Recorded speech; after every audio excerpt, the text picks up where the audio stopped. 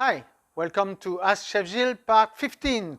Today we'll talk about how to become a disciple Escoffier and what's the main activities of the disciple Escoffier.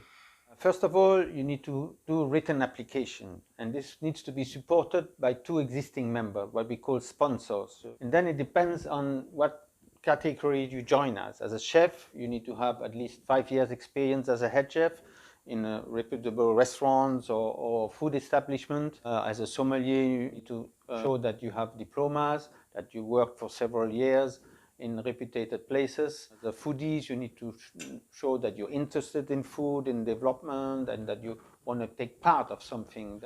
What's our main activities? So main activities are, first of all, we have a young talent competition that has a national selection, regional selection, and then a world final.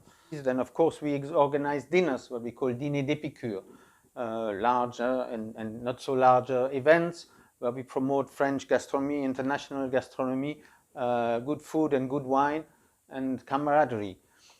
One of our activities is also to do charity. So events also always have a charity component. And of course, a transmission of knowledge, school, supporting culinary schools, and we have also our own coffee school in Hong Kong and in other countries. That's our main activities.